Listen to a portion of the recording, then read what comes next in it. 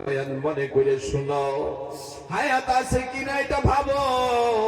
10টা মিনিটের জন্য বিবি বইলা যাও, সন্তান বইলা যাও, বাবা মা বইলা যাও, একজনকে রাখতে থাকো, একজনের ধ্যানে বসে থাকো, একটু মনে মনে ভাবো আর তাকায়া দেখো জবান দিয়ানি আল্লাহকে রাজি করা যায়, চোখে দিয়ানি এক ফোঁটা জল বের করা যায়।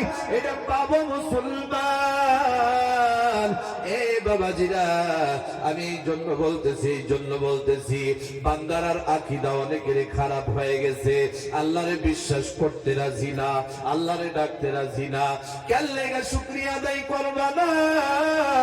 এ বান্দারে, তুমি যে জমিনের মধ্যে মূলা করো, আপনারা মূলা বলেন কি বলেন না?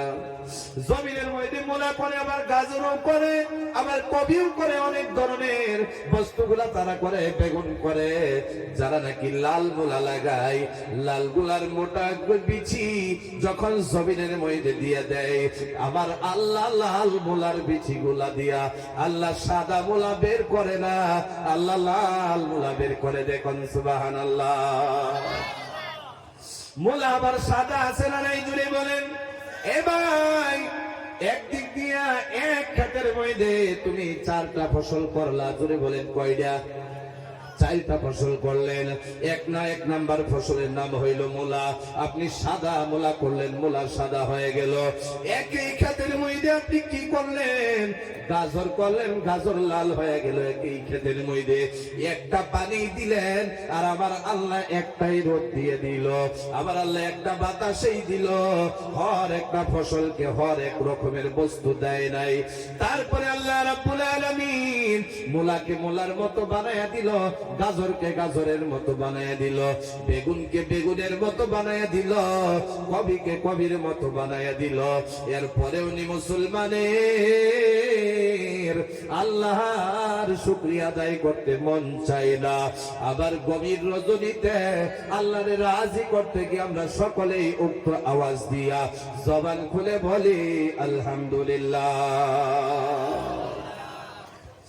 এরপর বলেন ওয়ালা তাকফুরুন, আমার না শুকরিয়া করিও না।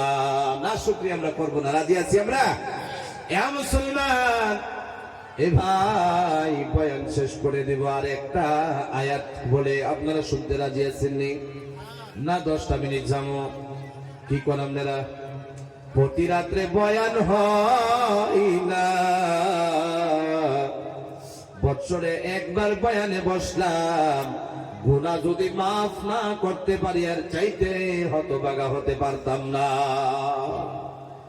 কোন কপাইলার মন চাই, কোন কপাল পোড়ার মন চাই তুমি মজমুয়া থেকে চলে যাইবা?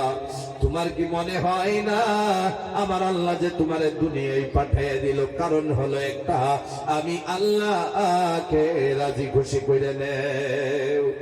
আল্লাহ অপরের জায়গার মধ্যে বলেন ওয়াজকুর রাব্বাকা কাসীরা ওয়াসাব্বিহ বিল আশি ওয়াল আবকার। চিৎকার দিয়া বলেন আল্লাহু আকবার, আওয়াজ দিয়া বলেন আল্লাহু আকবার। আপনারা পিছনে তাফসীরুল কোরআন, আপনারা তাফসীর লেখছেন না? আজকে কিছু একটা তাফসীর আপনারা শোনাই, রাজি আছেন আপনারা? আল্লাহ কবুল করুক, বলি আল্লাহুম্মা আমিন। মুসলমান ইমানদার আল্লাহকে ডাকার কথা এক জায়গার মধ্যে বলে নাই। আমি বললাম ওয়াজকুর রাব্বাকা কাসীরা, বেশি বেশি কইরে আল্লাহ বলতেছে আমি আল্লাহরে ডাকো, বেশি বেশি কইরে আমি আল্লাহরে ডাকো। খালি আমারে ডাকলেই হবে না, ওয়াসাব্বিহ বিল আশি ওয়াল আবকার, আর সকাল সন্ধ্যা আমি আল্লাহর তাসবিহ পড়িতে থাকো। চিৎকার দিয়া বলেন রাজি আছেন না নাই? অনেক মুরব্বি দাড়ি পাখা, তাকায়া দেখবা সকালে যখন চোখ কেসলাইতে উঠো, ফজরের নামাজ পড়া মুরব্বিরা তাসবিহ টাইনা যায়, আছে না নাই? জুড়ে বলেন, আওয়াজ দিয়া বলেন আছে না নাই? এ বাবাজি, তোমার কি মন চায় না বয়সের সঙ্গে ইবাদত করা শর্ত না? নজওয়ানির তাইকা ইবাদত করতে লাগবে। নজওয়ানির তাইকা যদি ইবাদত না করো, আমার আল্লাহকে রাজি করা অনেক কষ্ট হয়ে যাবে। কথা ঠিক কিনা? এখন ওই পাড়া এরিয়ার মধ্যে মুসলমান বুড়ো হয়ে গেছে, 60 বছর হয়ে গেল, 70 বছর হয়ে গেল, 80 বছর হয়ে গেল, চামড়া ঢিলা হয়ে গেছে। যখন ফজরের আজান মসজিদে দিয়া দেয়, মুরব্বি ভালো করে শুনবেন, মনোযোগ দিয়ে শুনবেন। যুবক ভাইরা, আজকে যেমন তোমার 20 বছরের জোয়ানি তোমার কাছে আছে, 60 বছরের মুরব্বির পাশেও নজওয়ানি ছিল, আজকে শেষ হয়ে গেল। যখন ফজরের আজান দিয়া দেয়, মুরব্বি এমন বুড়ো হয়ে গেছে, এমন বৃদ্ধ হয়ে গেছে, চামড়া ঢিলা হয়ে গেল, দাড়িগুলা পাইকা গেল, দাঁতগুলা পড়ে গেল। এমন মুরব্বি আজান শুনতে দেরি হয়, উপর থেকে ব্ল্যাঙ্কেট লাথি মারতে দেরি হয় না। কথা ঠিক কিনা?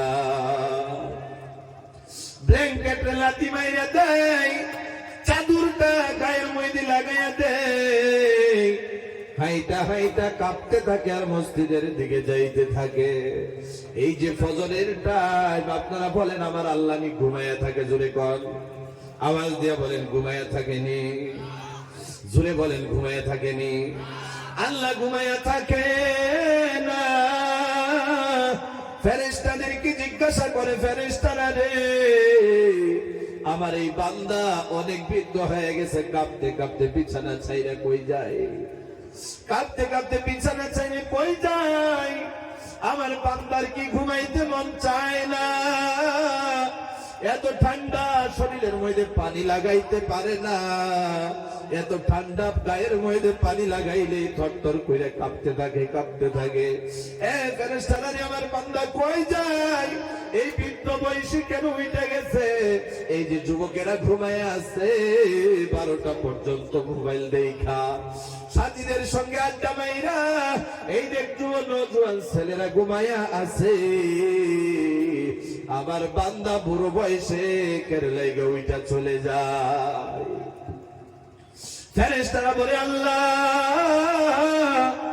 ওই যে তোমার বান্দা চলে গেল, জাহান্নামে যেতে চায় না, জান্নাতে যেতে চাই, যার কারণে উঠা গেছে। বলে কই যায় আমার বান্দা? ফেরেশতারা বলে, ফজরের আজান হয়ে গেছে মসজিদে, তোমার বান্দা কাঁপতে কাঁপতে মসজিদে যাইতেছে। আল্লাহ ডাইকা ডাইকা বলে, ফেরেশতারা রে, আমার বান্দা কাঁপতে কাঁপতে মসজিদের মধ্যে যায়, যে সময় ঘুমের জায়গা উইটা গেল ফজরের নামাজ পড়ার জন্য, উঠতে দেরি হইল, আমার 80 বছর বয়সের বান্দার গুনাহগুলা মাফ করতে আমি দেরি করি নাই। চিৎকার দিয়া বলেন সুবহানাল্লাহ। ফেরেশতারা রে, এই যে গভীর রজনীতে উইটা গেল, হতে পারে আপনারা যে গভীর রজনীতে বসে বয়ান শুনতেছেন, আমার আপনার হতে পারে আল্লাহ নাজাতের ফয়সালা রাইখা দিবে। চিৎকার দিয়া বলেন কথা ঠিক কিনা? মুসলমান, আল্লাহ বলে, আমার এই বান্দা যখন ঘুমের থেকে উঠে গেল, উঠতে দেরি হলো, আমি তার পানিটা শরীরের মধ্যে লাগানোর পর যে সময় থরথর করে কাঁপতে আরম্ভ করতেছে, থরথর করে কাঁপতে আরম্ভ করলো, আমি আল্লাহ রাব্বুল আলামিন এই কাঁপার বদলতে আমি তার জন্য জাহান্নামকে হারাম কইরা দিছি। জোরে বলেন।